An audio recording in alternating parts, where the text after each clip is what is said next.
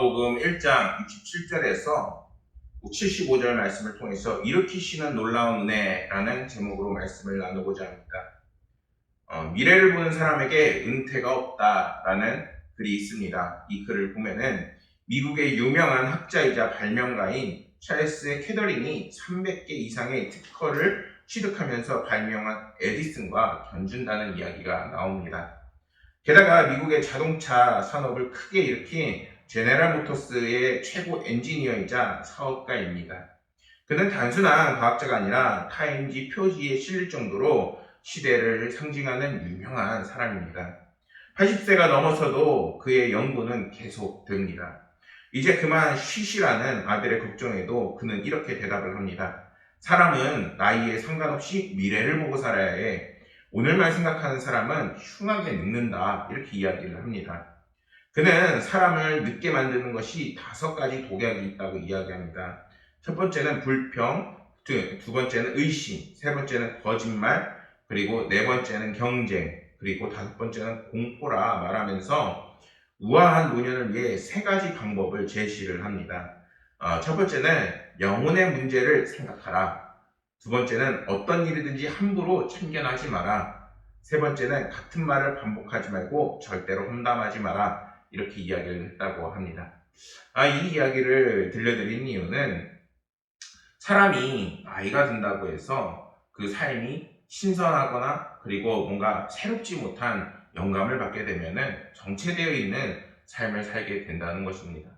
그런데 우리가 주님을 믿고 하나님을 믿게 되면은 우리는 믿음의 길을 가기 때문에 언제나 그 믿음은 성장하고 또한 넘어질 것 같아도 하나님께서 붙잡아 주시고 또한 쓰러질 것 같아도 하나님께서 다시 일으켜 세워주시는 놀라운 은혜를 맛보게 됩니다.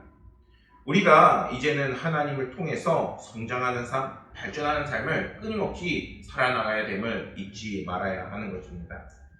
오늘 본문 말씀은 세례 요한이 이제 출생할 즈음에 그의 아버지 사가랴가 하나님의 그 구원의 은혜를 찬양하는 찬양의 그 말씀입니다. 사실 이것은 단순한 찬양의 말씀이 아니라 이제는 예수 그리스도의 그 예표를 믿고 이제는 고백하는 찬양의 시입니다. 그러나 그가 이렇게 하나님의 은혜를 믿고 찬양하기 전에는 하나님의 역사하심과 심지어 천사를 보내서 그에게 이야기를 해도 믿지 않는 상황이었습니다. 누가복음 1장 20절 말씀을 보면은 이렇게 말씀합니다. 보라, 이 일을 되는 날까지 내가 말 못하는 자 되어 능히 말을 못하리니 이는 내가 내 말을 믿지 아니함이거니와 때가 이르면 내 말이 이루어지리라 하더라. 이렇게 말씀하고 있습니다. 이처럼 사가랴는 하나님께서 그에게 놀라운 천사를 보여주시면서 그에게 이제는 너희에게 구원이 있을 것이고 너에게 아들이 날 것이고 그리고 너에게 놀라운 기적의 역사가 일어날 것인데 그것을 들었음에도 보았음에도 믿지 않고 있는 상황인 것입니다. 근데 이 사람의 직업이 무엇이냐? 바로 제사장입니다. 제사장은 뭐 하는 사람인가요? 바로 사람들과 하나님을 이어주는 오늘날로 말하면 목회자와 같은 일을 하고 있습니다. 그런데 하나님께서 천사를 보여주면서 이야기하고 있는데 그 이야기를 전혀 믿지 못하고 있는 거예요. 참 이 말씀을 들으면서 그 모습이 저의 모습은 아닌가 한번 돌아보게 되었습니다. 그렇게 그는 하나님의 말씀을 믿지 않고 그리고 천사의 예언을 믿지 못함으로 불신함으로 어떤 일을 당하게 되냐? 바로 벙어리가 되는 벌을 받게 됩니다.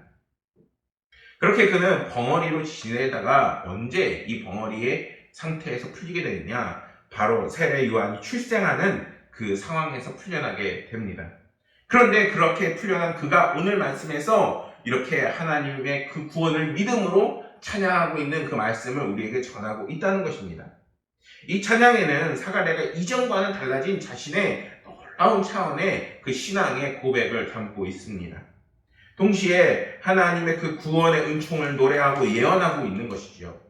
이러한 사가랴의 그 모습을 한마디로 정의하자면은 성령 충만해졌다 이렇게 말할 수 있는 것입니다. 여러분, 만약에 오늘 나의 삶이 예배를 드리기 힘들고 또한 하나님의 말씀을 받아들이기 힘들고 성경의 말씀이 믿어지지 않는다면은 지금 나의 모습은 성령 충만하지 않은 것입니다. 그렇다면은 성령 충만하게 되면 우리한테 무슨 이득이 있느냐? 무슨 유익이 있느냐? 하나님의 놀라운 역사를 맛보고 은혜를 경험하고 기쁨이 찾아오고 하나님의 놀라운 은혜가 우리의 삶 가운데 역사하는 그 은혜를 맛보지 못하게 되는 것입니다.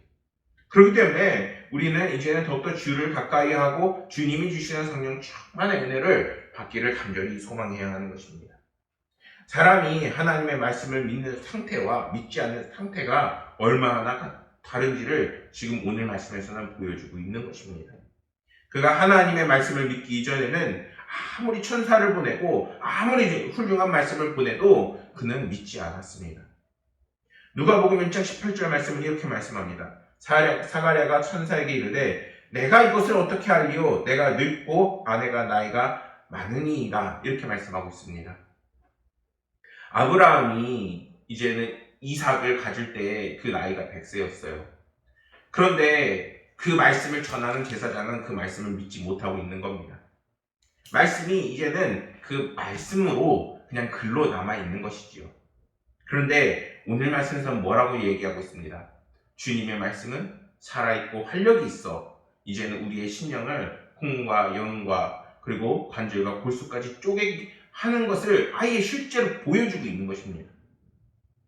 그가 찬양하는 이때에 그의 아내 엘리사벳이 오랫동안 아이를 갖지 못하다가 이제 하나님의 은혜로 아들 세례 요한을 출생하게 됩니다. 그리고 그 아들을 이제는 하나님께서는 너도 기뻐하고 즐거워하는 것이요 많은 사람도 그의 태어남을 기뻐한다 라고 축복까지 내려주시는 아주 기쁘고 행복한 지금 시간입니다. 그런데 그때의 사가랴는 세례 요한이 탄생한 거를 이제 태어난 거를 축하하지 않아요. 오히려 이제는 하나님의 구원이 일어날 것이고 이제 하나님의 은혜가 우리 가운데 펼쳐질 것이고 그리고 그것이 이제는 우리 모두가 기뻐해야 하는 일이라고 믿음의 고백을 지금 하고 있는 것입니다. 68절 말씀에서 스가랴는 하나님이여 그 백성을 돌보사 속량하시며 이렇게 분명하게 담대하게 믿음의 고백을 하고 있습니다. 속량이라는 뜻은 예수님께서 십자가에 달리셔서 이제는 우리의 죄를 속죄하시고 우리의 죄를 이제는 죄와 사망에서 구원하신 놀라운 역사를 담고 있다라는 의미를 담고 있습니다. 성령에 충만해진 사가랴는 이제는 그것을 믿음으로 고백하고 이제는 예수 그리스도를 통한 속죄를 믿음으로 이제는 증거하고 있는 것입니다. 이러한 사가랴의 찬양은 이제는 사람이 그 속에 믿음이 들어가게 되면은 이제는 성령 충만해져서 예수 그리스도의 그 구속의 역사를 믿게 되고 그리고 그 은혜를 이제는 증거하는 자가 된다는 것입니다. 여러분, 복음은 이처럼 우리에게 우리의 삶을 변화시키는 능력이 있는 것입니다. 그리고 그 변화는 단순히 우리가 무기력하고 무능력했던 우리를 깨트리는 것이 아니라 이제는 새 힘을 얻고 새 마음을 얻어 이제는 우리의 삶의 굳은 마음을 제거하고 하나님 주시는 능력과 힘으로 세상을 이기게 하는 세상을 승리하게 하는 놀라운 승리의 힘을 우리에게 주시는 것입니다. 그렇게 우리는 이제는 하나님의 놀라운 능력이 우리의 삶 가운데 들어오길 원한다면은 이제는 복음과 함께하고 복음을 증거하는 삶이 되어야 하는 것입니다. 근데 그것은 우리 성령 충만할 때 자연스럽게 일어나게 되는 것입니다. 그렇기 때문에 하나님을 찾고 하나님의 그 은혜가 내 삶에 가득 넘치기를 함께 바랄 수 있고 기도할 수 있어야 되는 것입니다. 69절과 70절 말씀에서 사가랴는 하나님께서 구원의 능력으로 다윗의 가문에서 일으키실 것을 이제는 또 찬양하고 있습니다. 이 찬송은 구약의 예언을 염두에 두고 하는 말씀입니다. 시편 32편 17절과 18절 말씀을 보면은 내가 거기서 다윗에게 뿔을 나게 할 것이라 내가 내 기름 부은 받은 자를 위하여 등을 준비하였도다. 내가 그의 원수에게는 수치를 옷 입는 자에게는 왕관이 빛나게 하리라 하셨도다 라고 말씀을 전하고 있습니다. 이 언약이 성취되었음을 지금 사가랴는 지금 찬양하고 있는 것입니다. 뿔은 성경에서 능력과 권위를 의미합니다. 사가랴가 이제는 이 구원의 그 능력이 자신의 가문에서 일어나지 않고 이제는 마리아와 정혼한 요셉 그리고 요셉이 다윗의 후손이었기 때문에 요셉의 가문에서 예수 그리스도를 통하여서 하나님의 그 놀라운 구속의 역사가 일어날 것을 그는 믿고 있는 것입니다. 그런데 여러분, 이때는 아까도 얘기했지만 세례 요한이 자신의 아들이 태어난 상황입니다. 여러분들 자신의 자녀가 태어나면 어떤가요?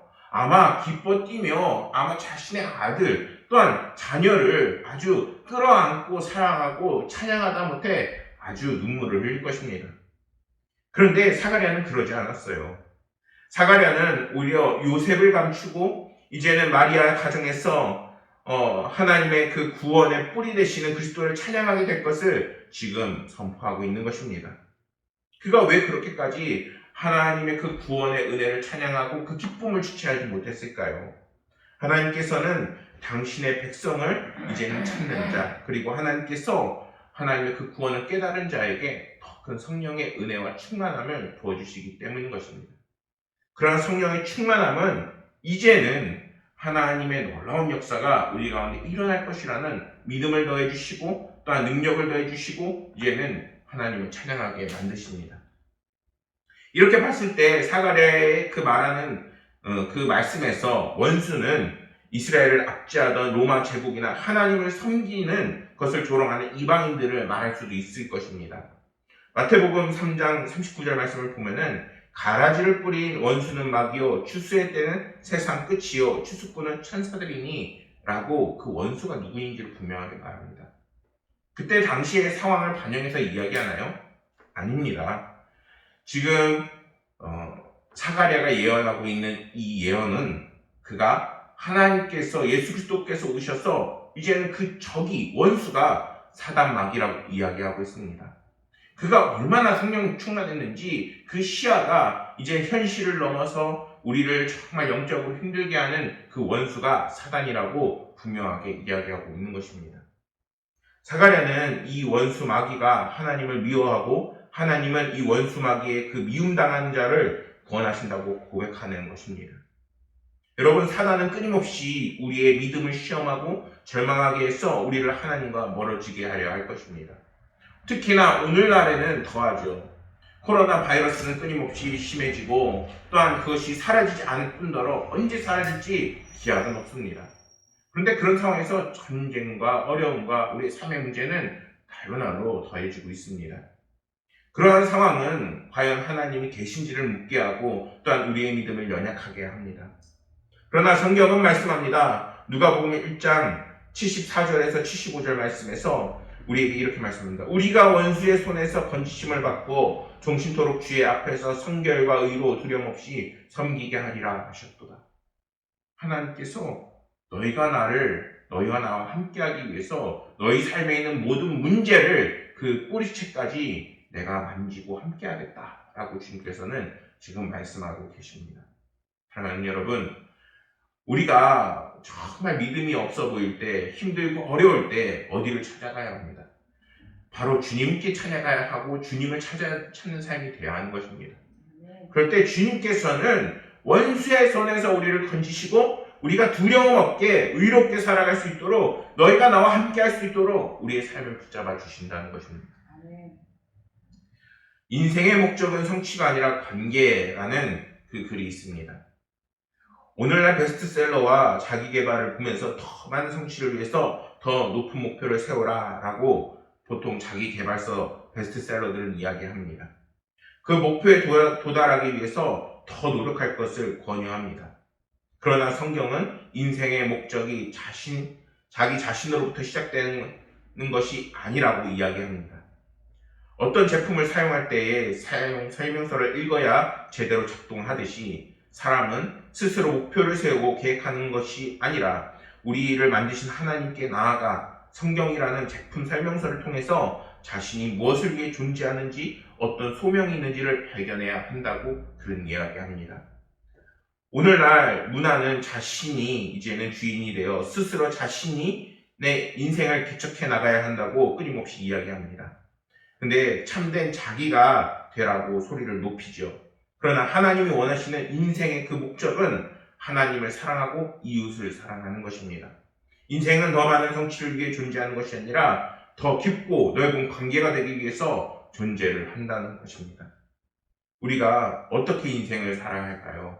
힘들고 어려울 때 어디를 찾아가야 할까요? 그것은 바로 주님의 그 손을 붙잡는 삶이 되어야 하는 것입니다. 그럴 때 하나님께서는 우리에게 더 많은 은혜와 사랑과 은혜로 우리의 지평을 넓혀 주십니다. 하나님께서 우리의 모든 어려움에서 건져내어 주시고 도와주시고 끝까지 하나님의 백성으로 살아가게 이끄십니다. 또한 그 길에는 두려움이 없고 하나님의 백성으로 성경의 그 의를 행하는 길로 우리를 반드시 이끄십니다. 성경에서 로마서 8장 5절 말씀에서는 이렇게 말씀합니다. 우리가 아직 죄인 되었을 때에 그리스도께서 우리를 위하여 죽으심으로 하나님께서 우리에 대한 자기의 사랑을 확증하셨느니라. 하나님께서 우리를 어떻게 생각하신다고요? 사랑하신다는 것입니다. 그러니까 우리가 조금 넘어진다 해서 조금 힘들다 해서 하나님의 곁을 떠나는 것이 아니라 우리를 여전히 사랑하고 계시고 은혜를 부어주시기 원하시는 하나님의 그 은혜를 붙잡고 살아나가야 하는 것입니다. 하나님께서는 우리를 사랑하시고 불쌍히 여기셔서 우리 가운데에 자신의 아들 예수 그리스도를 보내주심으로 당신의 사랑을 확증하셨습니다. 사랑하는 성도 여러분, 오늘날 너무나도 힘들고 어려운 시간을 보내고 계신 줄 알고 있습니다. 그러나 하나님은 오늘 말씀을 통해서 하나님을 찬양하게끔 우리를 다시 일으켜 세우신다 말씀합니다. 사가랴를 성령 충만하게 하시고 하나님의 그 구원을 믿게 하시고 은혜와 사랑을 깨닫게 하신 것처럼 오늘날 우리의 삶에 이제는 무기력하게 넘어지는 것이 아니라 예수 그리스도의 사랑을 채우시고 우리의 삶을 일으켜 세우시고 우리의 가정을 일으켜 세우신다, 이렇게 분명하게 말씀합니다. 그것에 있어서 내 중심이 아니라 하나님의 중심으로 살아갈 때 그런 놀라운 역사가 일어나게 되는 것입니다. 오늘 말씀을 통해서 더욱더 하나님을 깊이 관계하시고 또한 하나님의 은혜로 이 세상을 이길 수 있음을 꼭 믿으시고 또한 그 믿음으로 승리하는 놀라운 은혜를 경험하는 저와 여러분들이 되기를 간절히 소망하겠습니다. 기도하시겠습니다. 아버지 하나님이시여, 오늘 주님께서 사가랴를 어떻게 성령 충만하게 하시고 이렇게 세우셨는지를 다시 한번 나누었습니다. 아버지 하나님이시여, 저희들의 삶을 일으켜 세워주시옵소서.